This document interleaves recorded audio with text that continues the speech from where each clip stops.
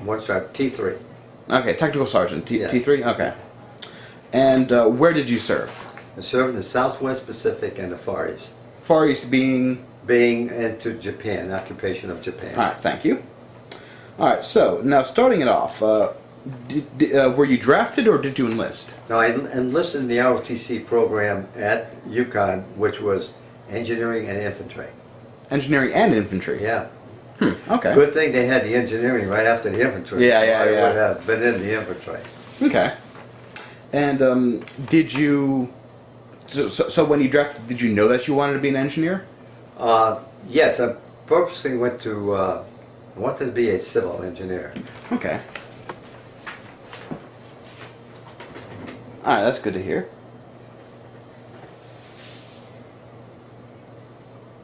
And UConn did have a good program in engineering. Mechanical, electrical, and civil. Alright. Thank you for that. And then, where were you living when you enlisted? And at stores, at UConn freshman year. Oh, so your freshman year was... September 42, and then I enlisted in December 42. Okay. I just had a feeling that I didn't want to be a draftee because of choice. Yeah, I can sympathize with that. Now, why did you join? Because I wanted to, if there were a war, I would like to pick the service, the armed services that would be to my liking. So UConn had the engineering and infantry. I didn't like the infantry part, but it did have the engineering part. So I joined the ROTC. Right. December 11th, 42. Now, why did you go Army? Why didn't you didn't want to do Navy or anything? No, like that? because of the program that UConn had. Specifically Army. Yeah. Okay. Do you recall your first days in service, and what did it feel like? It was in March of 43, and it was sort of exciting to see what was going to happen, and I really enjoyed the fact that I was going to participate in this program. Okay. Now, about boot camp, can you tell me about your boot camp or your training or Yes, your I was instructors? pretty proud of my basics because it was given at Jefferson Barracks, Missouri, the oldest camp west in Mississippi, and we had the honor of parading for President Roosevelt, and I marched within 25 feet of his limousine.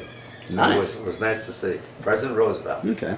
Do you remember your instructors? Did you have any that stood out? Yes, a very interesting story. His name was Corporal Stone, and we ran into him in the middle of Mindanao, where he was a Army private working with the engineers on muddy corduroy roads.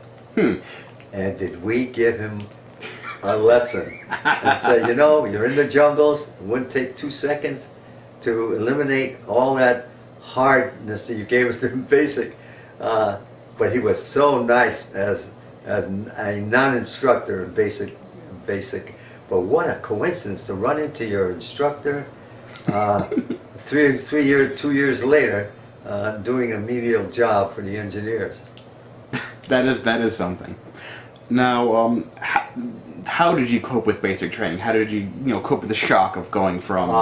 I was very alert. I had a bad ear rate, but I was very skeptical of the medical field because they didn't treat the enlisted man with the care they needed. For instance, we were called to have our teeth examined, and while I was in line, I noticed a lot of the enlisted men coming out complaining that they had their teeth pulled.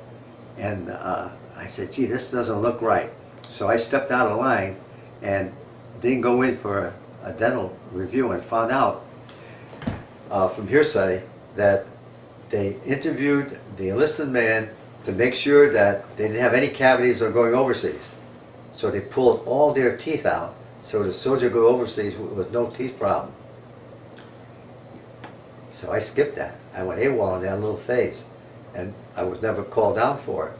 So I watched myself very carefully, and because we always had a gap of time to think of what we were going to do. So like when we went for a parade for Roosevelt, well, oh, another thing, and we had the gas mask, you know, and you had to go in and go into this hut that they expose you to the gas Yeah, and the whatnot. gas hut. And I did it a couple times, but I didn't go back again. I just skipped out of line, and so there were little things that I sort of deviated from and never got caught, or it never became a major problem for the Army, but it was condolences for myself. Okay. Now, again, which wars did you serve in? World War II. Okay. And where exactly did you go? Well, we started from Australia, went to New Guinea, went to Admiralty Islands, Halmahera Group, 3 islands in the Philippines. First was Mindoro, second was Mindanao, the third was Luzon. The war ended, then we became occupation troops in Japan. From the date of my birthday, September 15 of 45, to December of 45. Okay. We couldn't fraternize with the Japanese When you were in Japan? as occupation. In 4 months I was there was only one death of a Japanese person, which was unbelievable for a conquering army to go in and to be accepted, and also to show respect to the enemy. Not one death. The only death occurred in the barroom brawl that a Jap was killed. But in 4 months, we didn't fraternize with them, and we had no conflict, which is unusual in warfare. Yes, certainly. Now, for the various places that you did arrive at, do you remember, your first impressions of arriving there, and what was it like when you were there? Well, first of all, my first impression was that when we left San Francisco, sailing under Golden Gate Bridge, we were on the Clifffontaine Swedish ship with about 7,000 troops, and we spent 28 days without seeing land. Our first land was Australia, Townsendville. Okay. That was my biggest impression. And another part of it, when we crossed international date line, all the officers were subjected to the code of crossing the international date line. So they were dumped in the army. Yeah. Oh, we had laughs galore, and the officers had to go. They could not resist, because the master sergeant make sure that the lieutenants and captains were subjected to whatever ridicule they had, and mostly a dunking into a big pool. Well, it's important to have tradition. Right. Oh, another thing. On the ship going over, for some reason or other, I got a good sunburn, and we had a crew of about 50 Indonesians that kept the ship clean. Do you mean like janitors? Yeah, they just wash their deck, and they come by and say, wash your decking. And then for their lunch, they would get in circles and give their lamb or whatnot they're eating. Well, all of a sudden I noticed, like about 2 weeks into it, that when they came by me, they kept staring at me, and then within 2 weeks they would bow to me. So I got a lot of ridicule on that. Well, when I left the ship, one of their men came to me with a big bundle wrapped in newspaper, and of course I was ridiculed. I said, they were saying, here's your friend.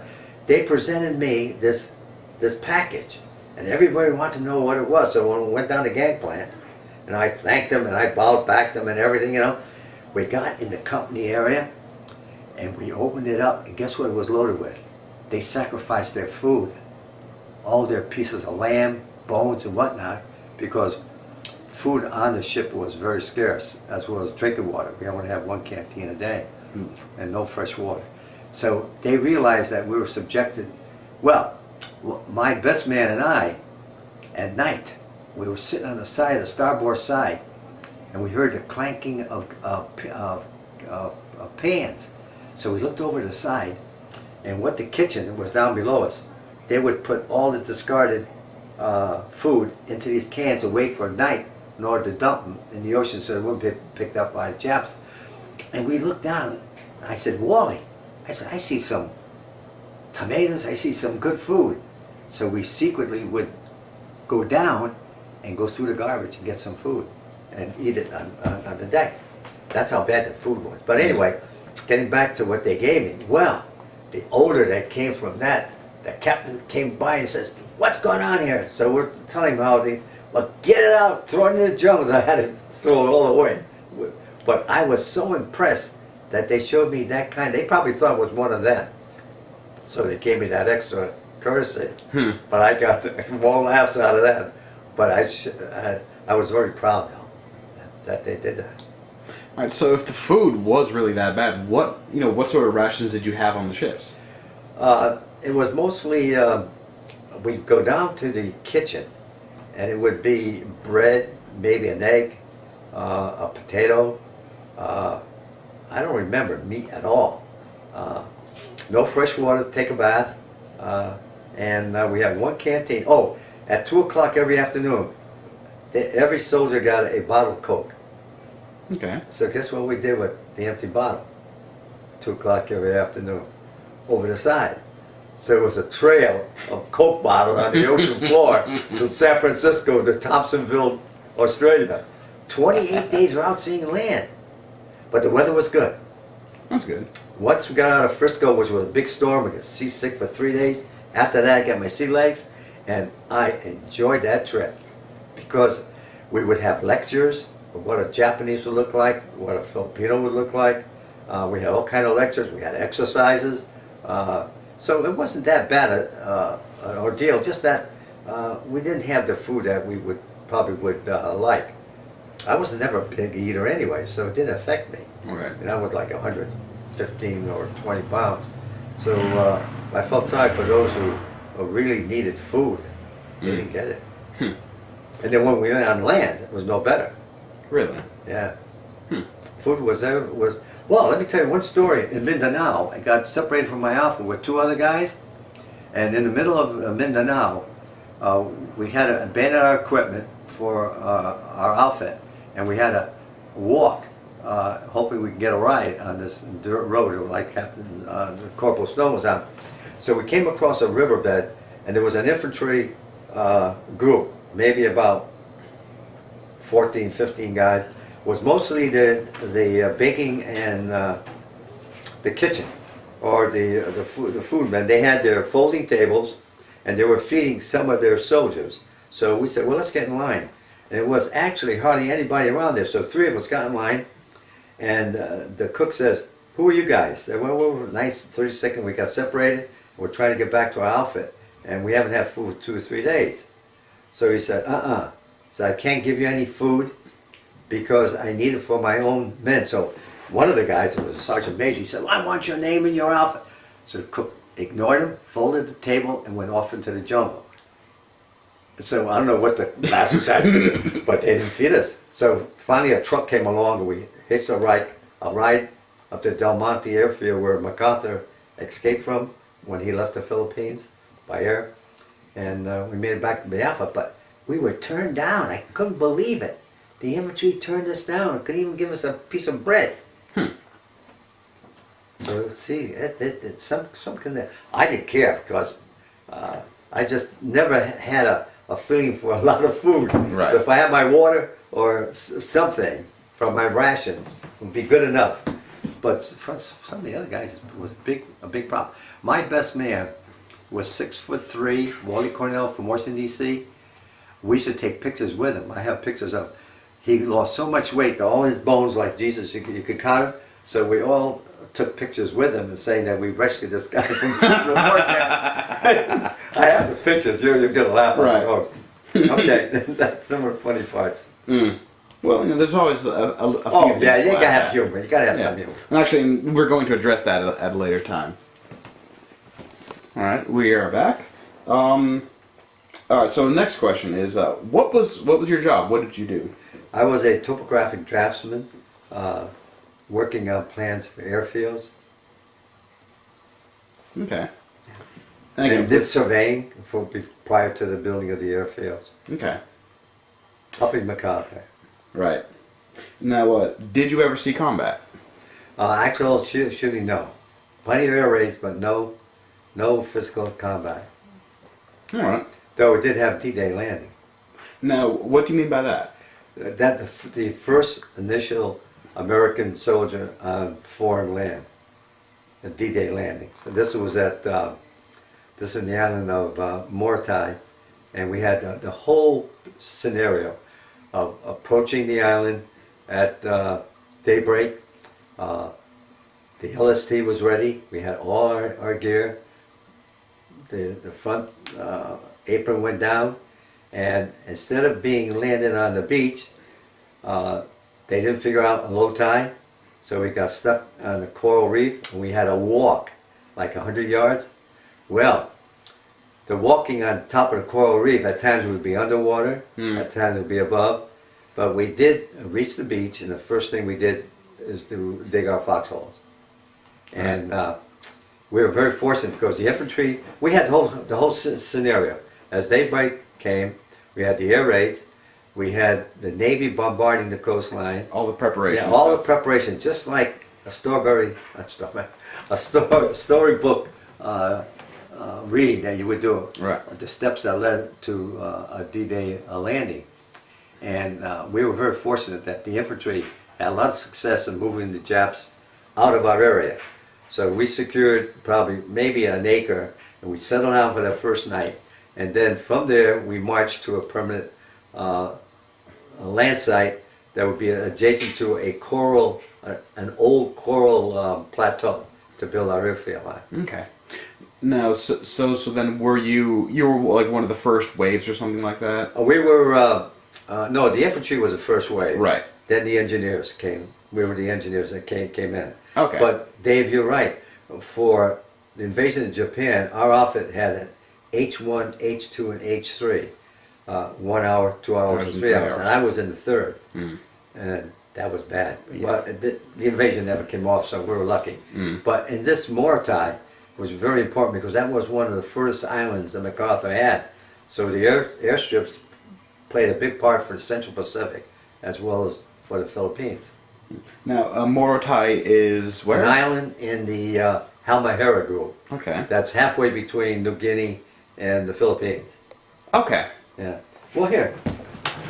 Wait up. And we are back once again. Okay. You didn't see. All right. So, if you didn't see combat, you did see air raids, though. Were there any casualties from that? No casualties from our areas. We're very fortunate. Do you know what the Japanese? Oh, we had one death. Okay. Was a human error in transferring our heavy equipment in Hollandia. The sergeant that was in charge of the heavy equipment had assigned a driver for all the heavy equipment, which was really shouldn't have done. And what he did after he lined up the bulldozers and all the other kind of equipment, he went to the lead truck that had a carrier of an 8-ton dozer. And he told the driver, he told the person who was sitting in the driver's seat to step down, that he would take that ride instead of him, and told the fellow that was supposed to ride the bulldozer on this trip to the coast to go with the driver of the truck. Now, from Hollandia Airfield to the coastline was about maybe 5 miles, but in that transition you had to go through a mountain gorge, and at the bottom of the gorge, of course, was a river with a wooden bridge. Well, as the convoy went down, he was a lead truck. When we hit the bridge, there was a repercussion from the bridge. He didn't shackle the bulldozer down to the flatbed good enough, and it loosened while we were getting to the bridge. So it flipped the bulldozer into the air, upside down, and into the river, and the sergeant died. So that was the only, we had to have the burial and all that. Right. And we did that in Morotai instead of Hollandia. So that was the only death. We had a lot of soldiers get sick and transferred to Hawaii, but I don't remember any other death that that sergeant gets. Okay. Now, what did all the soldiers come down sick with? Was it the usual tropical diseases? Yeah, well, we had, surprisingly, I can only remember 2 that were psychologically upset. The others were injuries in building the campsite. Even the lieutenant got back to the States because of a broken shoulder. Well, that's about it. Okay. Now, you mentioned air raids earlier. Yeah, we were given the commendation for 85 consecutive air raids on Morotai. But they were ineffective. It ended when we finally had the P-39 could not get the Jap plane at midnight, so the Australians sent up 2 fighters from Africa, and within 2 days they shot down 2 or 3 Japs, and we had no more air raids. Oh, so were they just bed check Charlies, coming by in the middle of the night? Right, yeah. Okay. You heard of that term. Very, very good. Yes. All right. All right. So, can you tell me a few of your more memorable experiences?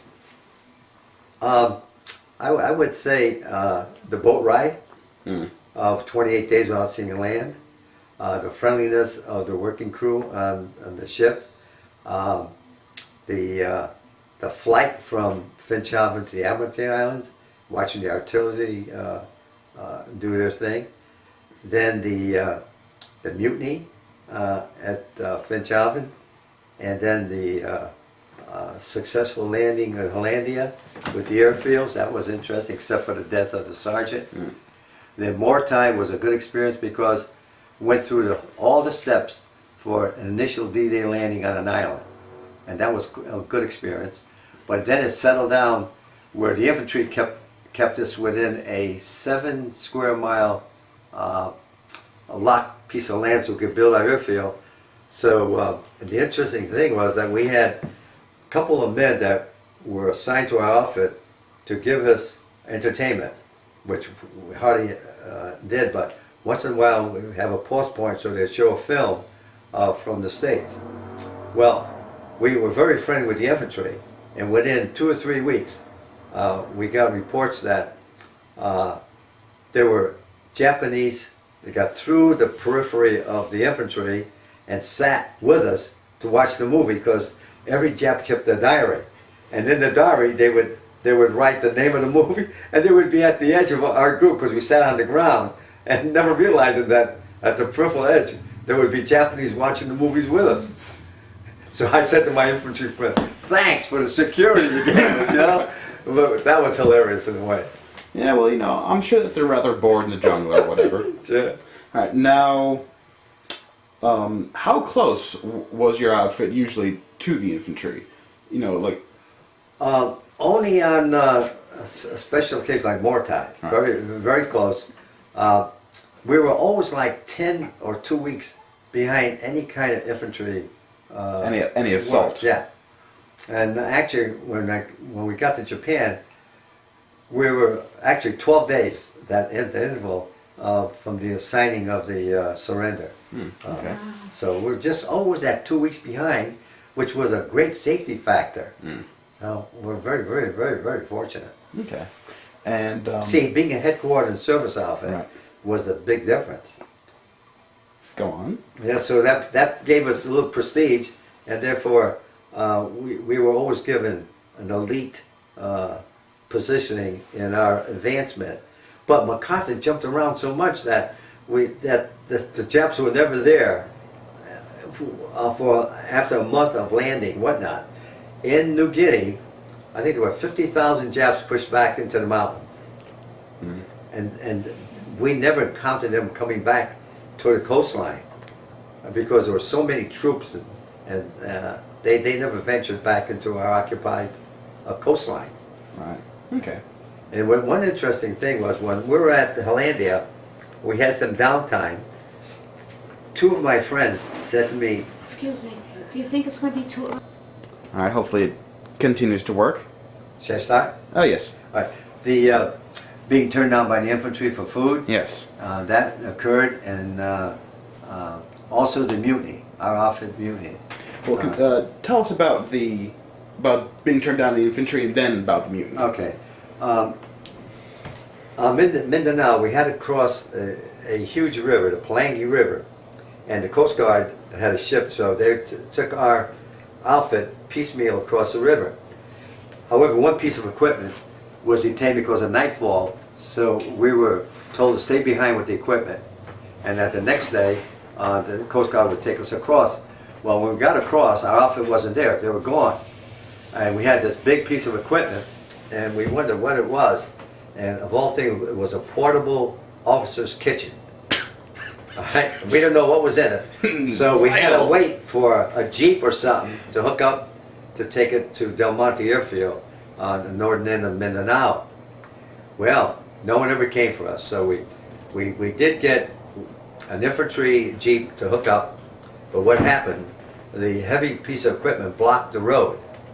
So another infantry group came through and says, "What are you guys doing?" It was only three of us. We said, "Well, we have to take this piece of equipment up the island." So he says, what is it?" I said, "I think it's an officer's kitchen." He says, "Well, listen, it's nightfall and we got to get through, so push that thing over to the side." So push the equipment to the side, and then the lieutenant says to us, he may have been captain, he says, "You three guys, is that your heavy equipment?" "Yeah." He says, "It got windows on it?" "Yeah." I said, "Well, you three guys get in that thing and you protect us for security on that part of the road, and my group will protect us from the other side until tomorrow." So we had to sleep inside this steel iron thing, and next morning we got up and the officer says, "Well, wish you luck, but we can't help you moving that piece of equipment. We got to get going." And we were left again. So what we did, we decided to heck with it. So we found out that inside when we had to get in there, thank God it opened, were big 5-gallon cans of apricots and peaches, and so we broke one open. We had some apricots. Okay, so we said, "Oh, this is no good." So we left the kitchen. We started walking, and that's when we came into the infantry that was feeding their group, and they turned us down. So Now, what do you mean by that? they wouldn't feed us because the cook said they had enough food only for his infantrymen. So they packed up their gear and left, and we were left standing in this creek without any food. So we kept walking and ran into a lagging truck that would give us a ride. And that's when we ran into Corporal Stone, who was our former group leader in basic training, who gave us a hard time. And then we gave him a hard time. But we got across, this truck got across a corduroy road. Corduroy road is when you come to a muddy part, they put logs down so that the truck can get over. Well, Corporal Stone was part of the engineering crew building the road. They had to put down all their equipment. They were stripped to the waist because of the heat. And so here we are, fully loaded ammunition. We looked at each other and said, "You know, how bad do we feel about this guy?" And one guy said, "Oh, let's shoot him now." But Corporal Stone recognizes it, and he says, "Oh, remember you from Jefferson Barracks? We had to do it right." He says, yeah, we're just teasing you. Goodbye. So we left him and we went on to Del Monte Airfield. And when we got to Del Monte Airfield, it was very interesting because the airmen that were there showed us the canyons to either side. Del Monte was a pineapple plantation, very flat lava flow, and the airfield was on there, but it has steep canyons on either side. And the airmen took us to one of the canyons, and he showed us where they actually got rid of the old B-17s and took parts of the B-17 to make an airplane for MacArthur to fly to. A lot of people don't know this. That's how MacArthur got out of the Philippines, from the Del Monte airstrip to Australia. And these airmen were left behind, and they had to join the guerrillas because there was no means for them to escape. Right. And so some of them were still there at the field telling us their ordeal for 4 years with the Filipinos, who treated the Americans very, very, very well. So I did get to see some of the airplanes that were abandoned in order to have one good aircraft for MacArthur and his crew to leave the Philippines. So that was interesting. Okay. Now, please tell us about the mutiny. Why was there a mutiny? What happened? All right, we had a monsoon. No sooner we got the camp set up. That was a good question. Where was this? We were at Finchhaven. Okay. Okay. The monsoon came. Now we already had a big hospital group. We already had a big air base, and we were about a mile further up in a coconut grove.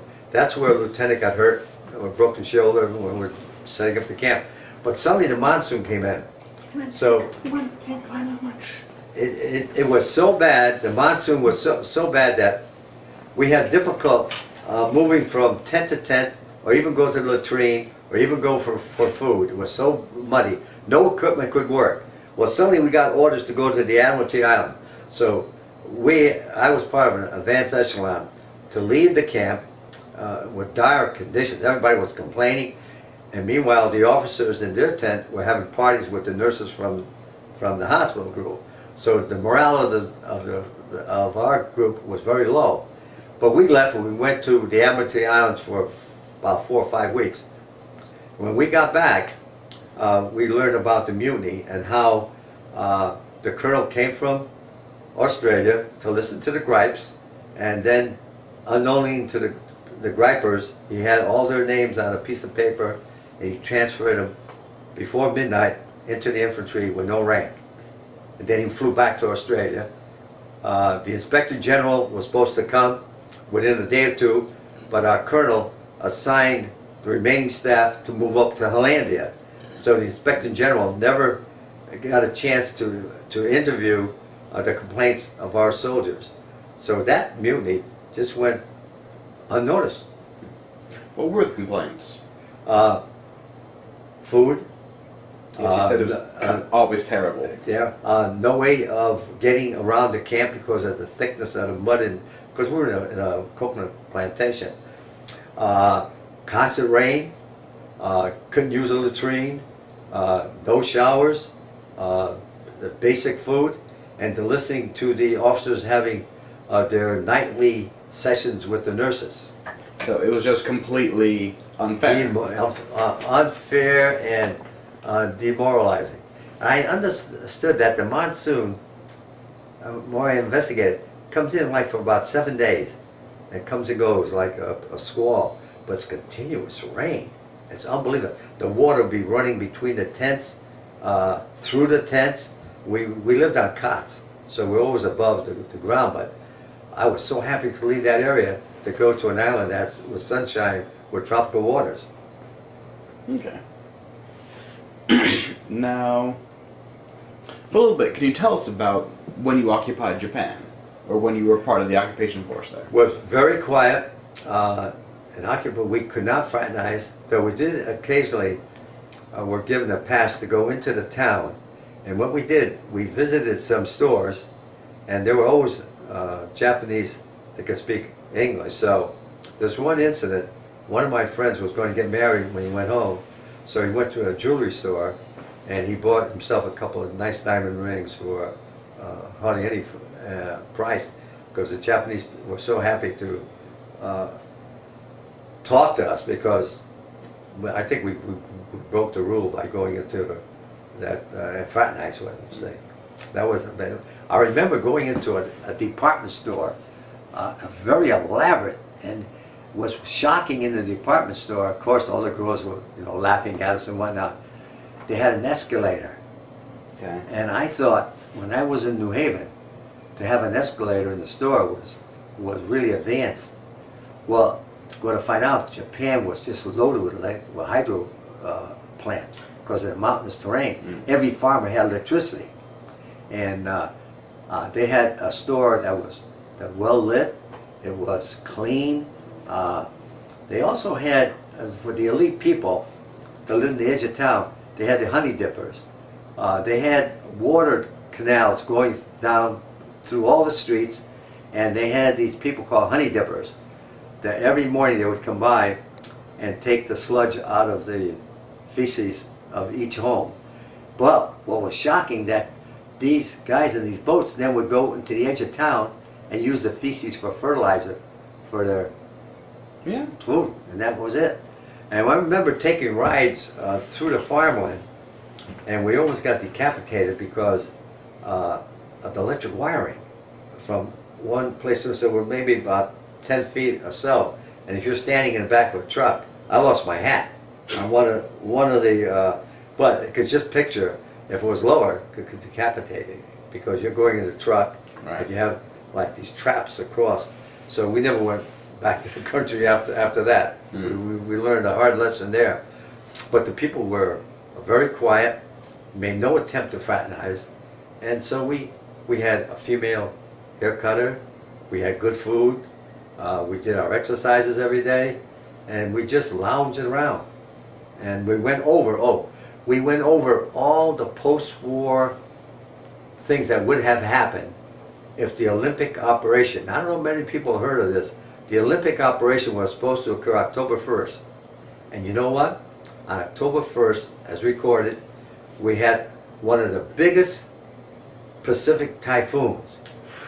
Now, our armada would have been ready to invade Japan. It would have been similar to the Spanish armada going to England. You talk about repetition in history. Or the kamikazes against yeah. the Mongols, yeah. And I studied, we were going on the island of Kyushu, south of Hansu. And I was a topographic draftsman and aerial photo man. And I studied the beach areas. And now that I can retroact a little bit, I remember saying to my fellow man, I said, gee, these beaches look so beautiful. I don't see any break of accumulation of warfare or anything. Go to find out. After G2 told us what it would be, our 400 men would have been in 3 units, 1, 2, and 3 by hours. I was in the 3rd one. And they were all pillboxes, all in the ground. H1 would have been the probably those affiliated with the infantry and the engineers to establish an area. They would have been allowed on the beach. 2 and 3 would have been annihilated. They would wipe them right out. So 2/3 of our outfit would have been dead on that invasion. That's not counting for our little piece of the beach. Imagine all the other outfits. So even though we had air power over Japan and we were bombing rice paddies to drain the water on them, they were fully ready for us. And that would have been, they get what, 50 or 60,000 Japs with the August 6th and 9th with the Hiroshima and Nagasaki bombing. Those 50 or 60 couldn't compare to the hundreds of thousands of Americans would have been lost in that invasion. And it was called the Olympic operation. I don't think historians got the message across to the American people after World War II what would have happened. And now you read all in the newspaper, they feel sorry for the 50 or 60. Oh, what about the Americans that would have died? I wouldn't be here if we had the invasion. Where was Uncle Pete, my uncle? Well, he was with the European contingent. When the war ended in Europe, they had all these infantry personnel, brand new uniforms and whatnot, come in to support us. Didn't he go into? But the war ended, so he went to Hokkaido. Hokkaido, right? He went to the island north of Hansu Yeah. and stayed there for about probably a year. But they were ready to reinforce us for the invasion of Japan. But, thank God. Our officers were crying. I was in Manila when the war ended and preparing for it, and we're in a beautiful building on Dewey Boulevard in Manila. And we used to go every morning to the 2nd floor and do our work. And when they heard the war was over, they would throw down their pens and because they put so much time into planning. But then the second thought, they finally settled down and realized that so many people would have died if that went Uncle on. Pete was It's a good thing because Mother Nature was against us. Yeah. You can't interfere, Joe. You just be a listener until he shuts this off. Right? I'm sorry. But I think there was a lot of history that wasn't continual, like Vietnam. They didn't really tell the world what it would have been like if there was an invasion of Japan. So many lives of Americans were saved, including my own. Okay. Now, let's see here. Now, the airfields that you helped construct, were they mostly for fighters? Were they mostly for bombers? Both. They were twin 10,000-foot runways with 500-foot extensions. Okay. And they had, I got to tell you this one story. I can forget this at more time. We finished our airfield, which was in a, now I study it, was in an alluvium coral area between 2 mountain ranges that coincide to the due east and open to the west for the South China Sea. So we were 5 miles inland, and we built a twin. I did the construction tower and everything. We had B-17s in it, and the weather was dry, so it was great. Well, one morning, and we had a camp on the side of the hill, so we were able to look down on the airfield. Well, there was a group of 24 B-17s ready to go to Central Pacific for an invasion, for a bombing run. So I was having breakfast on the side of the hill, watching I loved airplanes, so I was watching the planes taking off. And I was concerned too, because we constructed the airfield and we're wondering how the planes were reacting to it. And they were taking off real nice. Finally, the last airplane. Now, these B-17s had 8 to 11 men on it, okay? So I'm having breakfast and looking, and I hear a screech. And I look up, and here's this B-17 midway down the runway. Suddenly, about maybe could have been 2/3 of the way, pancake on the runway, disintegrate with the 4 props going to the hard standings where there were parked airplanes, and the airmen had to run out and move the aircraft because of the fire. But there was a thing left to that airplane that exploded, and the first thing our officer said, "Come on, we need volunteers to go down and help see if there are any survivors." I wasn't one. I didn't volunteer because I knew there wasn't. What I could see, there wasn't a human being that could be discernible in that bomb. Now, meanwhile, the 23 airplanes, they saw what happened to the last one, so they circled back and they did a dive over for respect for the plane that their comrades were lost, and then they went off to the Central Pacific. Meanwhile, some of our guys that went down there came back sick. They said that we had to pick up rings, we had to pick up fingernails, we had to pick up hair pieces, we had to pick up wallets, we had to pick up scrap shoes. He says it was unbelievable. But that's not the end of it. The monsoon comes in for about 3 days. The coral that they build the airfield on became moist. So the airplanes were bogging down. So they had to put steel mesh down. Pure steel planking? Planking on all, and then that was a usable field. But since MacArthur was going so rapid, they decided to use other airfields because it was almost like a waste. The other airfield we had was more susceptible for it, but the one that I worked on was discouraging because they had to put the steel mat down, and then when the planes went on, the coral would ooze up through the opening, so they didn't have too stable a landing. But anyway, the fighters could use it, and that's when this captain, I wish I remember his last name, did those barrel rolls for all the victorious combat. He had 7 barrel rolls, his wingman had 4. They had actually shot down 11 Japs in 11 minutes, and they came back to the base to show their victorious rolls, which was a wonderful thing to say. Oh, one other thing. It was a week before, when I was on the beach on April 12th, 1945, I'll never forget that because my pregnant daughter was born on April 12th, of all things. That was the day that Roosevelt died. And there was sadness. Well, a week before that, when I was sitting on the edge of my foxhole, 5 miles inland, a kamikaze, we had an air raid, so we had to go to the foxhole. It was at sunset, so like I said, we had east-west view, so we're looking into the sun. Well, all of a sudden, we had this tremendous fireball in the sky, okay? We knew something was happening.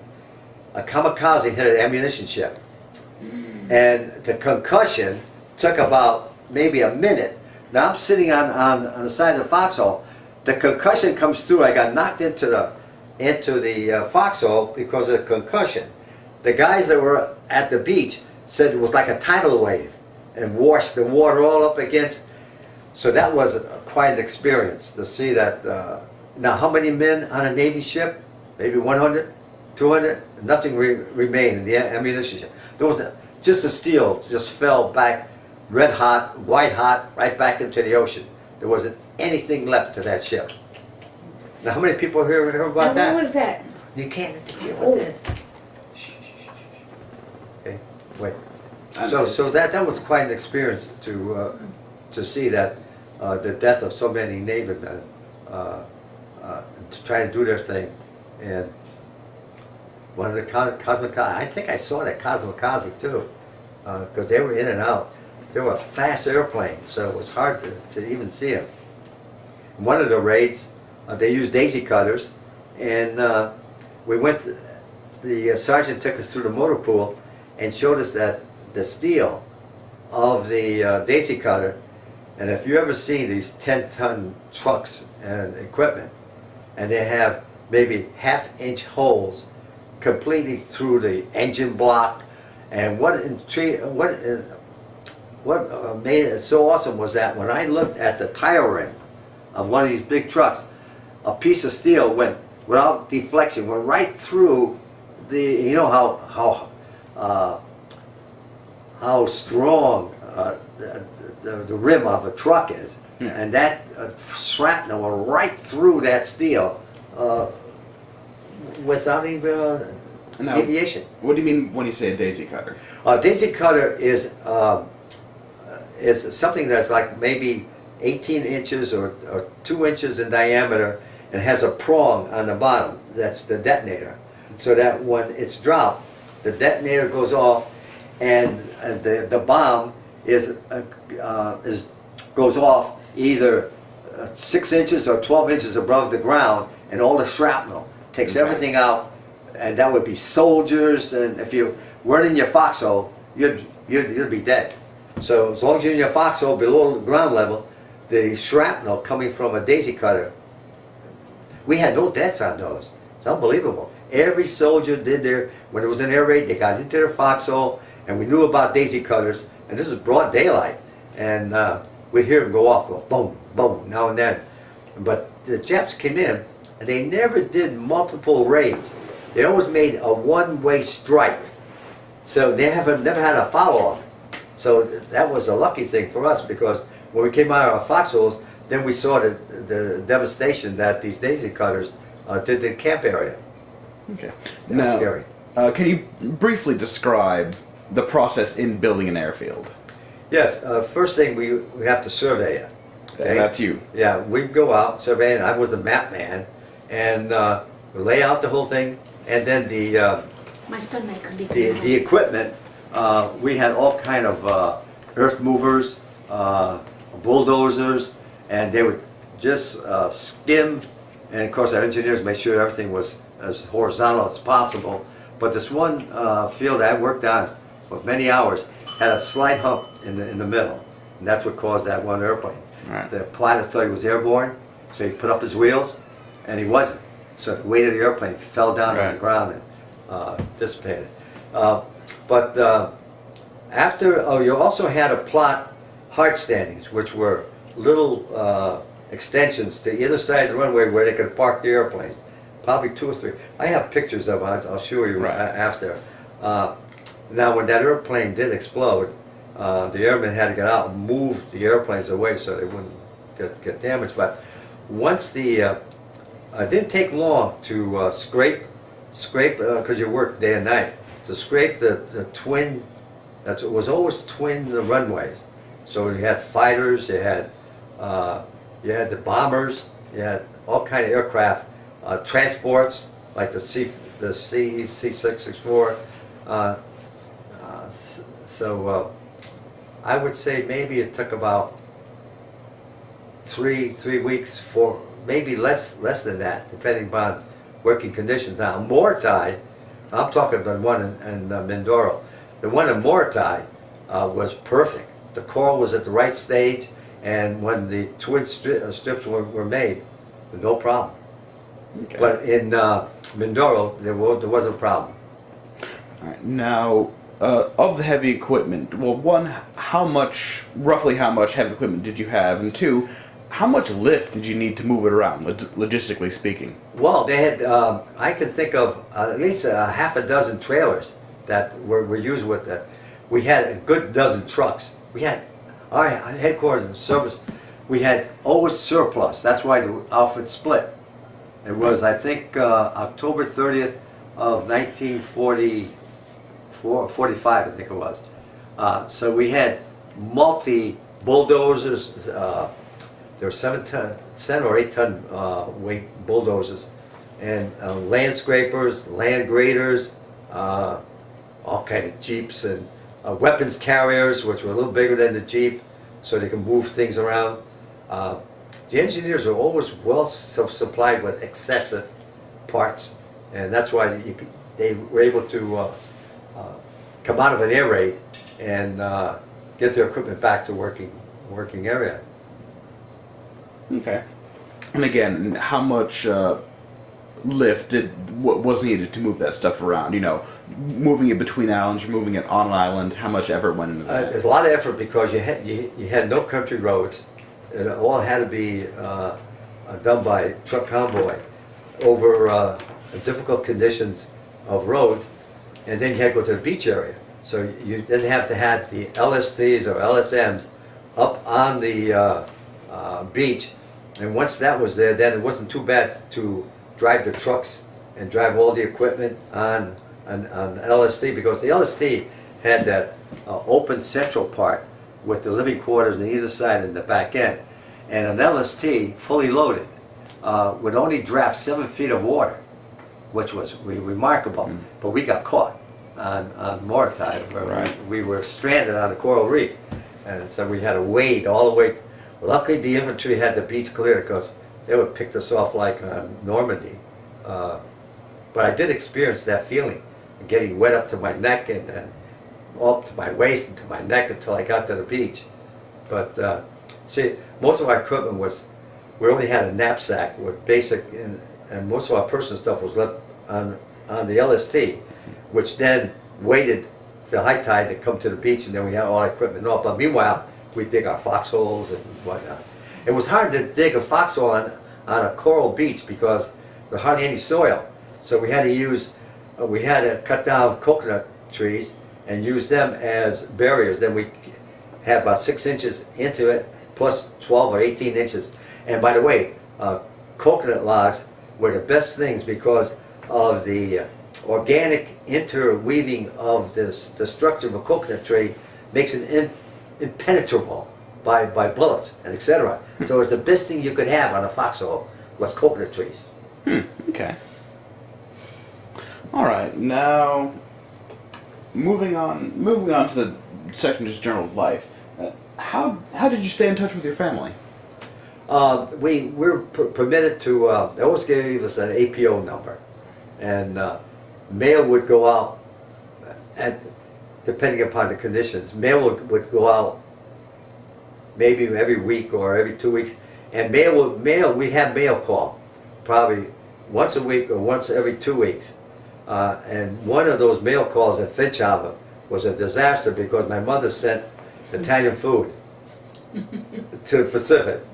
Well, when we were dispersing the mail to the 400 guys, the captain says, "What does that stink? What's that package?" So he said, "Mauro, hurry up and open. What's in there that stinks so terrible?" It was lasagna, it was macaronis, it was all kind of meatballs. So he said, "Mauro, you son of a gun, you tell your mother no more food. We got food here. Take that stuff and throw it." So I had to take it and go into the jungles and throw it out. That was a funny experience. So I wrote home and said, "No more." So we got very little mail. We did have, which was interesting, we did have, during a mail call, we were able to, oh, what the heck, we did get some goodies, okay? So we had, from the States, an issue of cigarettes. So during that... Lucky Strikes? Yeah, I think it was Lucky Strikes. So I took my cigarettes, and I would use my cigarettes, and I got a beautiful pair of Australian boots from the Australians that came through. I bartered cigarettes, and they gave me beautiful alligator shoes. And so we had, so I used my cigarettes as a bartering tool, coconut, maybe a candy bar or something like that. But we did get not very much. So I can't remember too many calls in which we were given something from the. I hated the Red Cross because we had anything. When we left the States, they had a Red Cross woman in this big warehouse, standing in the middle of the warehouse, giving out toothbrushes to soldiers going overseas. That nice? Yeah. And where was the toothpaste? And what was what? we never got anything from the Red Cross through my whole experience overseas. Maybe they got food to the kitchen or something, but I never saw anything from the Red Cross.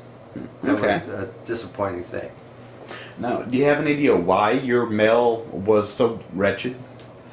You mean for that one time? Or- Because it took so long to come from the States through tropical temperatures. Right. And like I said, our mail call was maybe once every 2 weeks. Well, yeah, but So- I mean, why it was, was it always?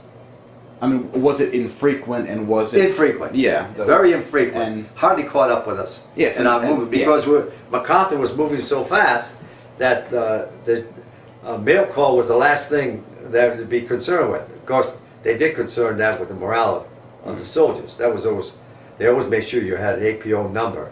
But I had 2 sisters, so I wrote to my sisters. But I was never concerned with mail call. After that one incident, I had so many things to do, and we had beautiful firing pieces. We would always clean them and fire them, and we're trying to be soldiers, and so we try to stress the importance of doing things right and trying to stay ahead of things. And we were, because we were ahead of G2. Inspecting General would always send his men out after an invasion to see what the enemy left behind. Well, we got to what the enemy left behind before G2 came in. And I had a machine gun in my tent I hid, and I had that one piece that I disassembled, but I couldn't take it with me. We just throw it on the side. Oh, we didn't see anything. No. You weren't in that cave in there? No.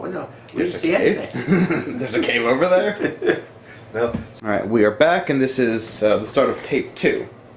So, what was the food like? Tell us about the food.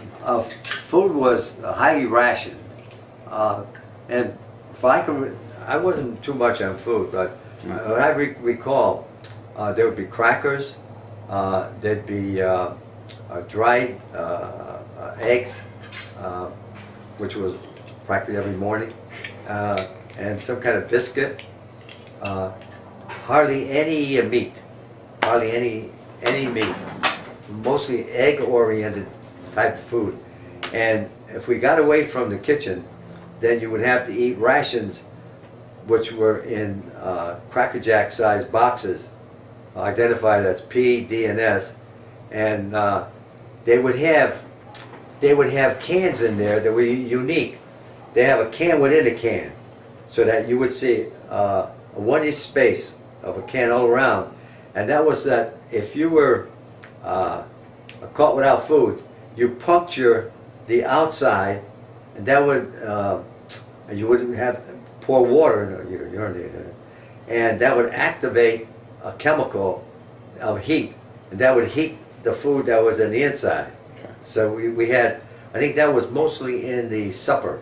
Now then you have like a fig Newton, you have crackers, and you had some kind of like a candy bar.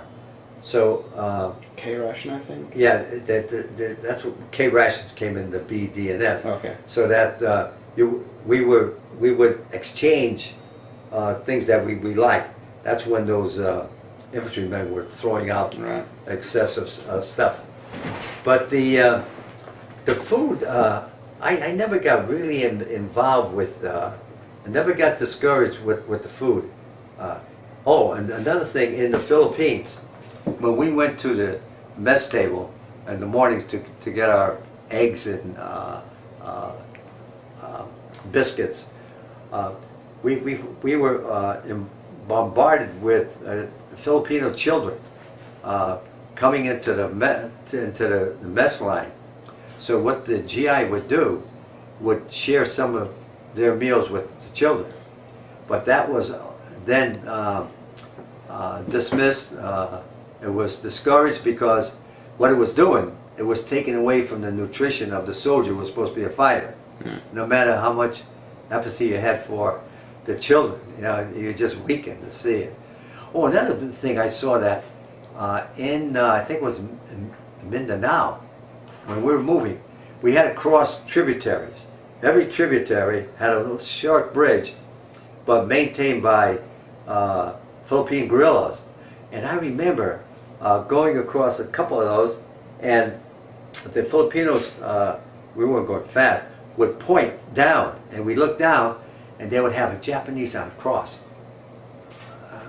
Actually affixed to it. Now, when we stopped that one night, the Filipino guerrillas came in, and they had like a half a dozen Japanese in semi-condition on the cross, and they stayed with us that night because they needed food, because America would take care of the guerrillas. Guerrillas were very helpful. And they gave these Japs nothing. And they were subconscious, couldn't even talk. The Japanese were half dead coming through. And I find out from my neighbor, who brought over one of his uncles, who was a guerrilla in Manila. And see, the Japanese, when they occupied Manila, they considered themselves pristine. So they would only take the jobs that were meaningful. They didn't want to be concerned with the trash that the civilians would have, or the food that the civilians would eat. So they would hire natives to take care of the menial jobs. Well, goes to find out, those people who were taking the trash or who were sweeping the streets were guerrillas. And they would give the information to America, because the guerrillas, for 4 years, had American soldiers living with them all through the islands. So the information getting back to the Central Pacific and MacArthur was excellent. And this guy came right into my house. He was almost the same age as mine, and told me stories, because I was in Manila at the end of the war. And he and I may have crossed paths. Then I saw a terrible thing. We're going through Manila to go to Batangas for a permanent camp, and the truck in front of us ran over a Filipino on a bike, and we saw him get hit. I was standing up right behind the cab on the truck, and so after the truck passed by, you could see the torn bike, and the Filipino torn bike, 5-footers, was like 10 feet long. And all his major parts was just scattered. Ouch. Well, what our lieutenant did immediately investigated the incident. We found out later, and got back to the family of that bicyclist and gave him, some kind of consolation and money or food and what for the loss of that Filipino. That was a sight. I'll never forget that one. Now, did your unit ever use native labor when constructing airfields? Oh, native laborers? No, I never saw native laborers. But when we occupied like up in Japan, we did have native men for cleaning, and maintaining the base. We had a female barber, Right. but on the islands, I don't remember any natives helping out, moving the dirt or anything. That was done by the engineers. Okay. And do you know if there was a reason why they didn't use native labor, or were there not really natives around where you guys were? Or The thing, yeah, there were neighbors. I can't recall talking, because I almost looked like a Filipino anyway. So I don't remember. In some incidents, I had some Filipinos come up to me and thought I was an American, Filipino with the American Army. But I don't remember. They were concerned with freedom of their own way of life. They were so more concerned about themselves rather than helping the Americans doing labor. But they were there at the demand. I think the follow-up groups, the rear echelons, used them more. okay. Because our camps were always temporary. Right. So, come and go, just strip down and go. Like, I remember one incident. I think it was on Mortai, where some native women and guys came to do our laundry. And the way they did the laundry, they took our clothes, tied them on a rope, and threw it in the ocean, and the wave action would clean them. Then they'd fold them nice, and we'd have clean clothes. That's the only laundry I remember. Otherwise, our uniforms walked with us during the war. Okay. Now, did you guys have good supplies throughout the war? Yeah, I'd say excellent supplies for warfare. I would say poor in the food. Right. Okay. And did you ever feel, pressure or stress or anything like that? I would say I felt only one time was disappointed. And I felt no stress, no depression, just a little anger when the infantry turned us down for food. That's about the only thing I could think of. Okay. And similar, so you said that you're never depressed. Were you ever, scared or frightened? I remember there was a difference between scary and Well, frightened. tell us again. Someone's at the door. Someone had to Oh, go. wow, you have good ears. Well, if it was an air raid, I wasn't scared. It was interfere with frightened, so we had to get to the foxhole. But I was never scared. Right. Okay. Now, was there anything that special that you did for good luck?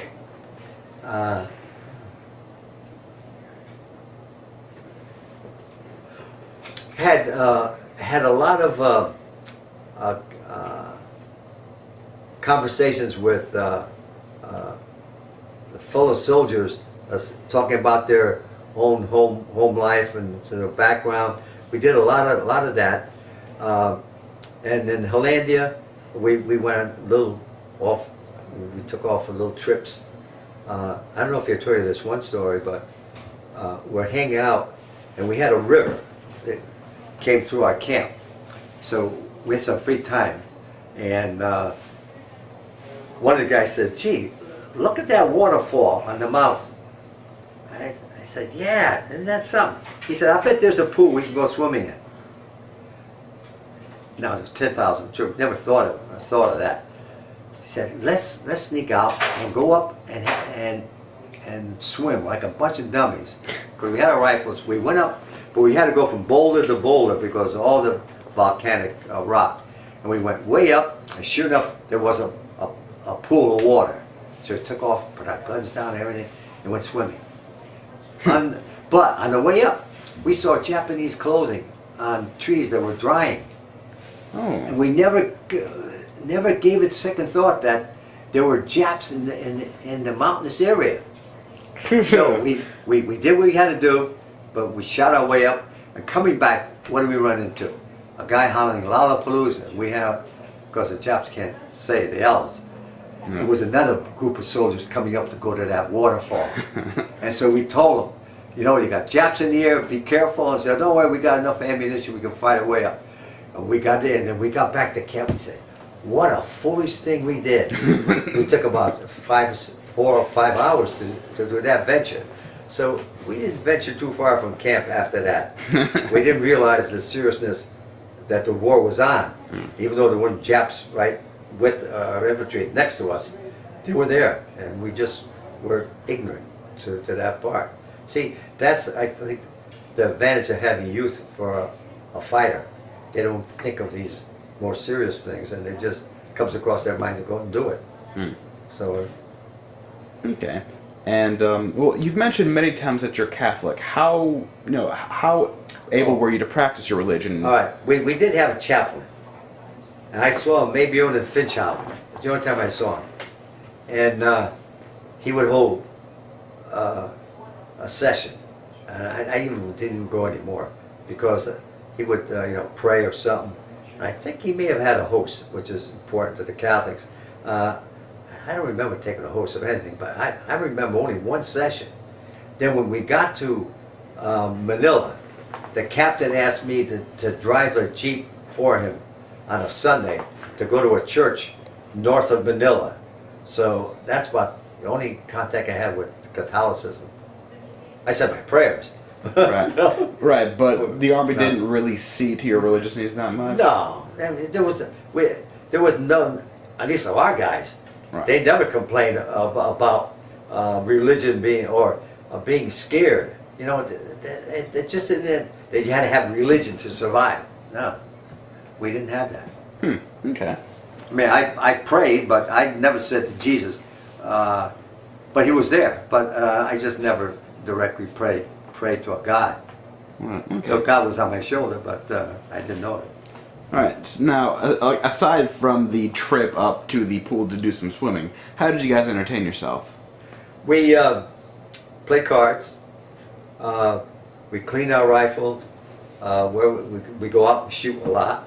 We have lots of ammunition. Oh God! So we do a lot of firing, a lot of cleaning, exercise. Before you know it, the day was over. And we do our duty. Of course, we had to go, do our job. But we get our job done quickly, and then we'd just entertain ourselves. What? Oh, Okay, sir. All right. All right. Were there any entertainers? Yes, we had a guy. I got a couple of pictures. We had two men.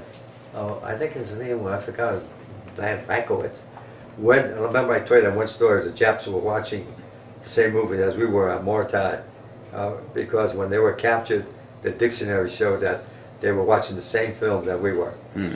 Then, when possible, if our camp was like maybe a 4 or 5 month camp, this entertainer guy would set up a platform and show a movie. So we'd watch a movie, but that was rare. That entertainment was rare. There wasn't a musical group.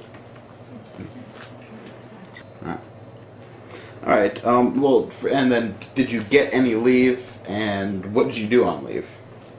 Well, in Japan, we got leave. We walk into town and just casually look at some of the stores, and then that's the only time we were affiliated with civilians, was in Japan.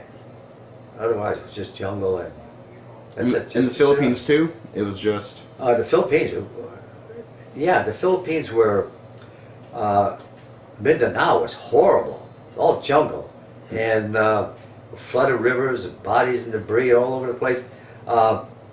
Mindoro was that's halfway between Luzon and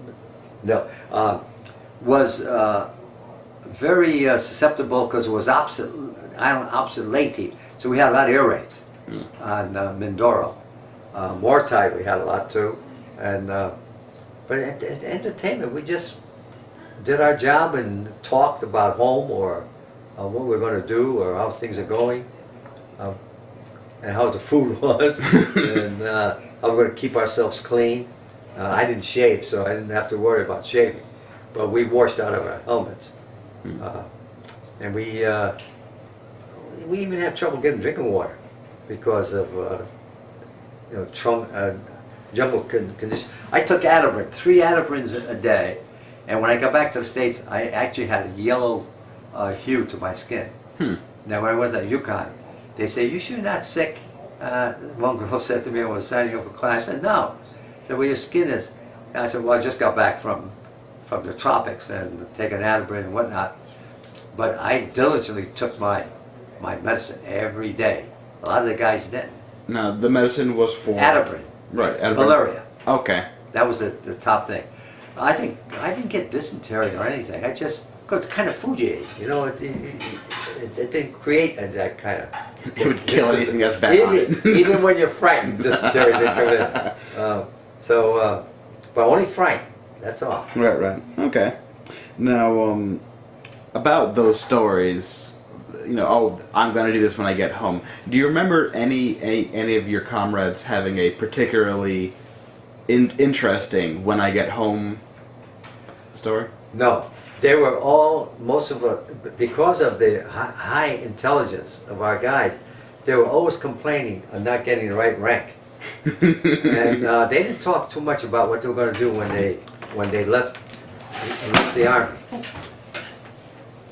So we didn't talk about home. We were just glad to be home with our loved ones. That's it. Okay. well, my son just came home. Okay. Right now, would you guys pull any pranks on each other? Let's see. Yes, when we took pictures of certain guys who were actually devoid of foods, and so their body parts were more bone than that's no. Their bones stood out, so we would take pictures with them saying that we rescued them as prisoners of war. That was hilarious. I can't think of any very much joking. I remember chasing a particular soldier out of my foxhole one time because he wouldn't do his foxhole, he would jump into someone else's. But I can't think of any serious jokes. No. Okay. It was all down to. Oh, yes. On Mordecai, wait, no, I'm sorry. Was in Mindoro. I was able to trade with a native, and I got a miniature monkey, A live monkey. a live monkey. Okay. And it never grew more than about 10 inches. So I had that, and I carried it in my pocket. I got pictures of it. I carried it in my pocket. Well, one time we're in the in my tent, and a larger monkey, because when we cleared the campsite in this one area, all the jungle trees every morning would be loaded with monkeys. They would be disturbed because we were in their area. So it was easy to grab a monkey. Well, a larger monkey came into my tent and kidnapped it.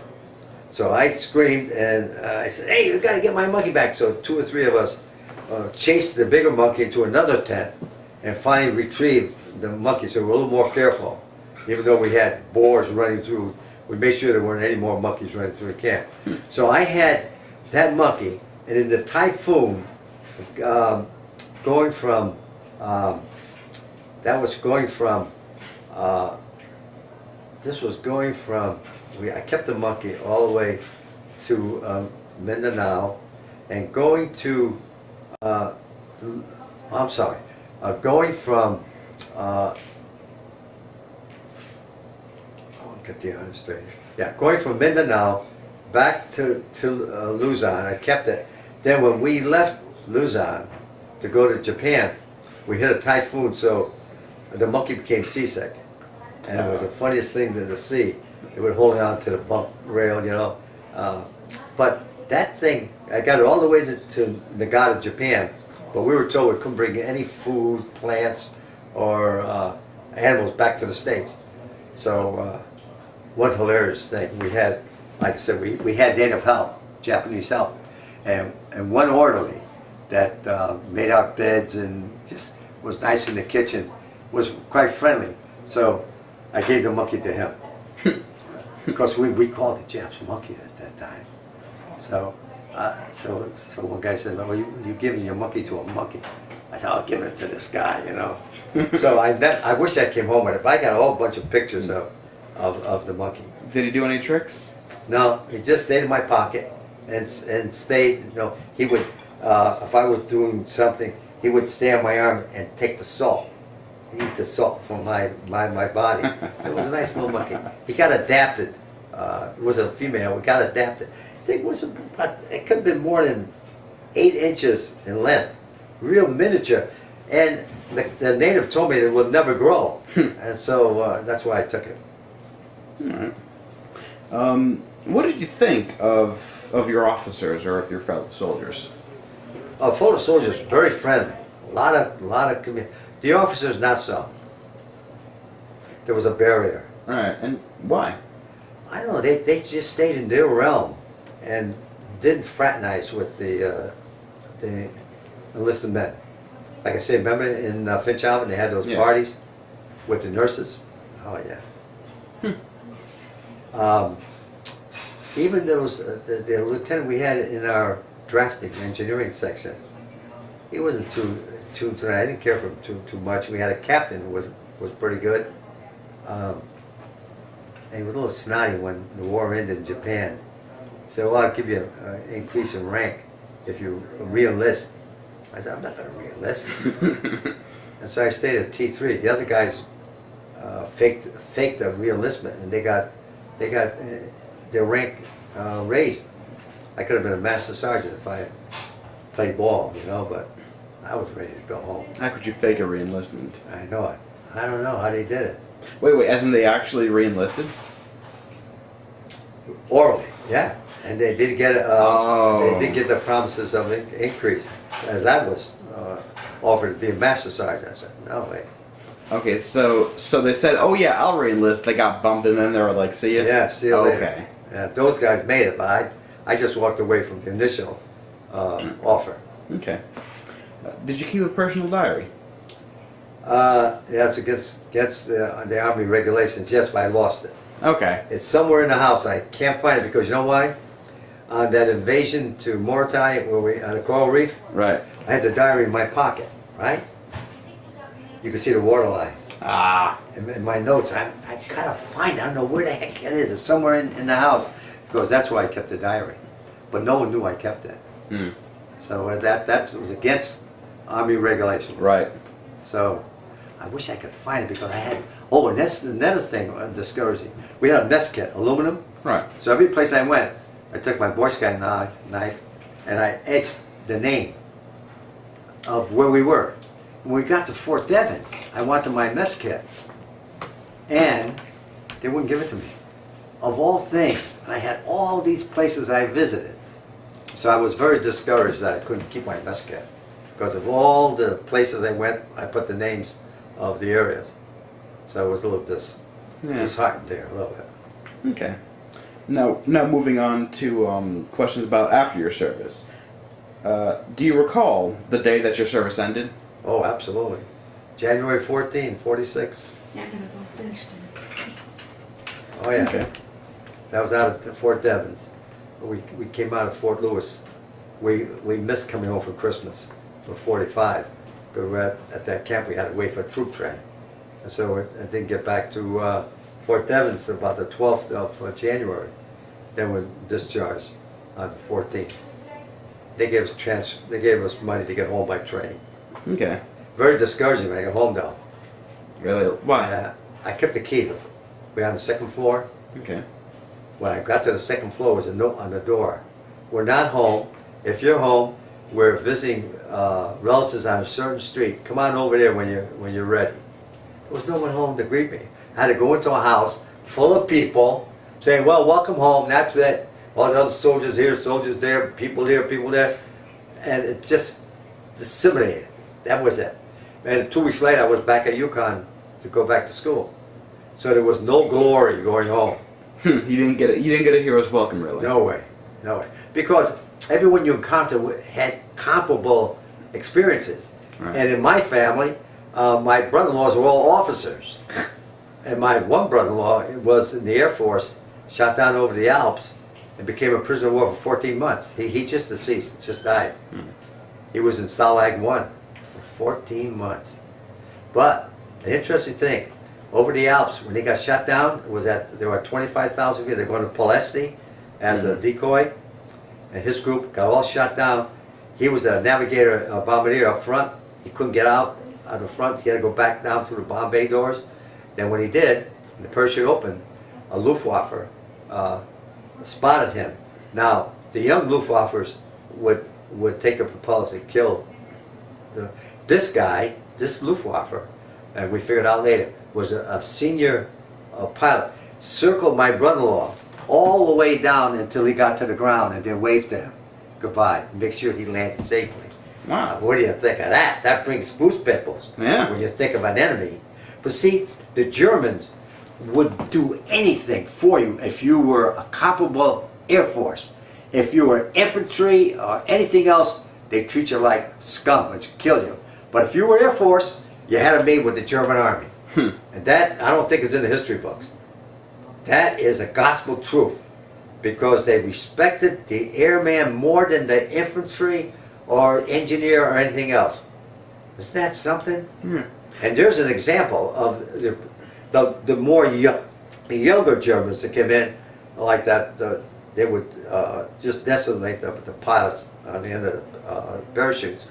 But the older guys had deep respect for it. You know, that's funny. In the Army, you do have that spirit of corps between comparable fighters. You know, they showed respect. and the Air Force had it with the Germans. Well, actually, and on that, did you ever encounter any Japanese POWs? Yeah, those were on the, no, not POW, those that were captured by the Filipinos on the Right. cross. Yeah, there were Right. numerous of those. But POWs, no, Okay. no. I don't know what they did with the, oh, they turned them over to the guerrillas Ow. in the Philippines. Ouch. Well, that was the end of it. Mm. Never had a contingent. I never saw a contingent of POWs, Japanese. Never. That's right. Okay. No. The guerrillas, by the way, in the Philippines, were Islamic mostly, and controlled northern Luzon from Baguio north, and the land of the tailless monkeys, Zamboanga, that was in Mindanao, a peninsula. Reassigned to colleges. All right. Well, on that, so, did you work or did you go back to school when you got out? Immediately went back to school. Okay. And we had summers off with the 5220 Club. Excuse me. You heard of that? My brother's not coming tonight. Back to school, going back to school. Yeah, within 2 weeks was back to Yukon. Then the summers were 5220 Club. What's that? That was, the government gave you $20 for 52 weeks. Every week you get $20. Why? Just to help you get Oh, okay. assimilated. All right. And then I had the, you accumulate so many points for GI Bill of Rights. I had that. That got me all the way through, not only through my master's program, but I had to go to the University of Bridgeport to get my 6th year to teach public education. Right. I used my GI Bill of Rights there too. Nice. I had 60 odd points or 70 or something like that. Okay. Now, did you make any close friendships when you were in the service? Yeah, my buddy became my best man Yes. at my wedding in 1954. Okay. Wally Cornell from Washington, D.C. His brother was with us in the same outfit, okay, both draftsmen. Then when the Sullivan brothers all died on that ship that sunk in the Central Pacific, Yes. and edict came out that no outfit could have twins or triples or anything. Siblings. And so, siblings. So what they did to Wally Cornell and his brother, they took his brother and put him in a motor pool. Ha! So and then he said, so they were separated because we would move as evangelists around, the motor pool would be the rear. So we were always separated. So Okay. that's how they got around that, without disturbing the outfit. All right. And any other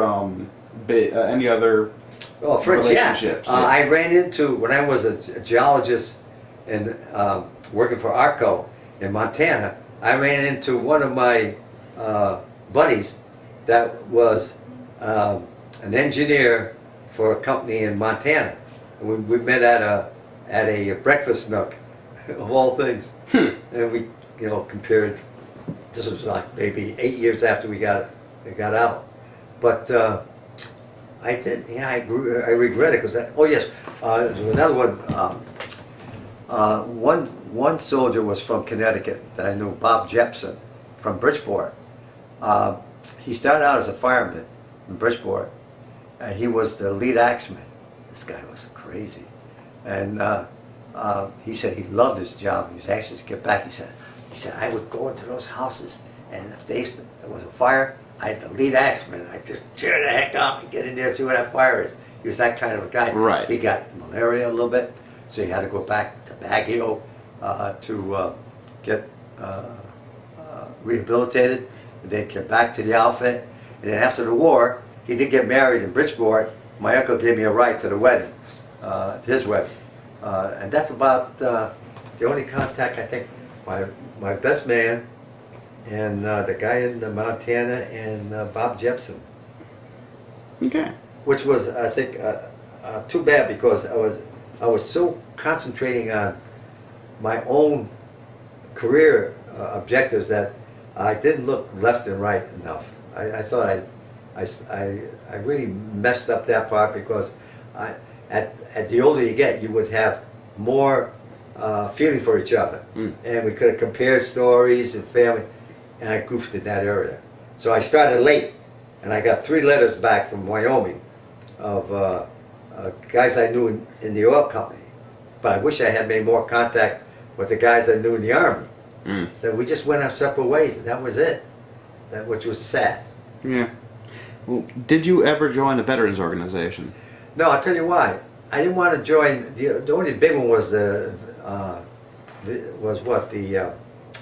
what's the American Legion? Yeah, I didn't want to join the American Legion because I went to one meeting, and it was controlled by World War II guys. I mean World War I guys. Okay. I said, nowhere I'm going to go in and join the American Legion. So I didn't join anything. But however, about 40 years later, 50 years later, I decided to, and I do now very heavily, with the DAV, Disabled American Vets, because I feel there's not enough done after seeing that monstrosity, the horrific soldiers returning from the war. I have more feeling for the injured soldier now, which I didn't before. So I'm now an advocate of the DAV and Veterans of Foreign Wars. I do that, but I will not join any Army organization that meets monthly or something like that. I just do it through mail. Right. Okay. Whoops. I think What did you do as a career after the war? I became a petroleum. I have that one sheet for you. I'm going to give you anyway. Right. Petroleum. I was an exploration geologist in petroleum. I worked in the fields for locating oil fields. Okay. And did your military experience influence your thinking about war or about the military in general? No. I just became concerned about the poor guys in Vietnam. The Korean War, I did have a couple of people in my neighborhood died in the Korean War, but I didn't have feelings for the Korean War at all because MacArthur was turned down and all that jazz that was going on. Truman fired him and whatnot, so it was all messy, so I didn't pay attention to the Korean War. But I did for the Vietnam War because he had, 500,000, 600,000 men stuck on a little piece of land and not doing anything. It's almost like Iraq. You know, all these guys there not doing anything. There's a different kind of warfare now. Yeah. You can't go back to the good old fashioned, you land up there, I land up there, and we'll fight each other. You know? Yeah. The magnet line or something like that. Right. And I guess then the inverse of the question: how did your military experience carry over to your civilian life? And any outlooks that you gained in the military that transferred? Great appreciation for America freedom, especially in the decade of the 50s and the 40s. That's my prime. And more people I talk to says that's the decade of the 50s is the last decade that reflects what America was before World War II. Okay. After that went down, and also the computer ruined everything. But technology has to go ahead. Yeah. All right. How did your service and experiences affect your life? Well, it made me a better field man Field man, as in exploration and geology. Okay. Because I spent many a night sleeping on the side of a mountain and know how to do it. See, so my experiences in outdoors, experiences in the war, catered me to go into a career that had outdoor part of it. So that's why I went into it. And I wanted to originally be a civil engineer, work on the highways and whatnot. Right. But I failed out of that, so I went into geology. Okay. And that gave me then when I got into geology, I found out that it was a cyclic organization. 5 years good, 5 years no good. And so I got caught in the doldrum. Right. I quit, went into education, and I was shocked. When I went into education in 1959 in Cass, Wyoming, I think I had Dick Cheney as one of my students because he graduated in 1959, and I went into Casper High School, saw the principal, and said, I got laid off in geology, but I like to think about teaching. He said, who are you? I said, I'm Gene Del Mauro, originally from Connecticut. He jumped out of his chair. He said, I'm from New Jersey. My name is Mr. Freeze. And he says, Gene, you come in here and you could teach I'll have something for you every day in this high school. So 4 months I taught at Casper High School, algebra mostly. And I'm sure Cheney was probably, he graduated in 1959. So Chidi was in that one class. And I went from geology to teaching just like that. Had no desire to teach. None at all. But due to a geologist's wife told me to go try it. And then since I didn't like the oil industry anymore because it was erratic, I said, okay, so I called Hartford. And thanks to your culture, this Irish woman in Hartford said, Gene, I appreciate this call. I'll do everything in the world for it. We need people like you. Says you come back and I'll have everything set up for you for the University of Bridgeport. I called her. I wrote things down on a piece of paper, not even the size that fell on the floor. I hope that one piece of paper. She sent me up to a Dr. Phillips. All right, go. I go to the University of Bridgeport, and due to this kind lady, I wish I remember her name, from Bridgeport, from Hartford Education. I went in to this professor's office, Dr. Phillips, 3rd floor in some building. He took out a sheet of paper and said, Gene, you're all set. You follow this and you'll have your 6th year in 3 years. I stuck to that piece of paper and I got my 6th year in 3 years. And I went to public education. All right, well then, last question. Is there anything that you would like to add that we haven't covered in this interview? Something will come up. I'll catch it the next time. I would say that what I found interesting was the mobility of it and the experience. I just found it exciting most of the time. And I felt it was an obligation. You know, I had a task to do. I felt comfortable with the task. I never had dreams when I got home about it or anything. It was just an experience which I found to be like a story. It was like, and I'm writing it like a story. I found that, oh boy, you know what, you're going to have to help me get up here, just to get my legs. Woo. Okay. Step, I should have gotten up. Yeah. So actually, well, you'll see when you take this, you'll be able to get a better idea of my background. But here's a yeah. This is different. Let's see here. There's something I wanted to show you. All right, and we're back. The two really last questions that I have. The first is, did you ever work with any Australians? Only when I bartered. Yes, we had some Australians come through. Remember, I got those boots. Right. Yeah, they were very, very nice. And then we had the 2 airmen that took out the Jap plane in Mortai. Yeah, they were very, very friendly. Okay. And then the other question was, did your unit work around the clock, or did they work in shifts? What do you mean, in the Army? Yes. We worked piecemeal. Yeah. Okay. Yeah. When we were needed and we had time off, preparations. We were told to do things, but I never felt pressurized. We just did it. Okay. And what was the fastest airfield you guys ever constructed? I would say that would be in Mindoro. Okay. The one that didn't succeed too well because of the soft coral. Right. Yeah. All right. Well, and again, anything else that you want to add, that you can think of? I think you did a pretty good job. I think we covered quite a few. 11 months on the sea, helping the Navy, volunteering. Yeah, I think all right. That covers it pretty much. All right. Well, thank you very much. Thank you, Dave.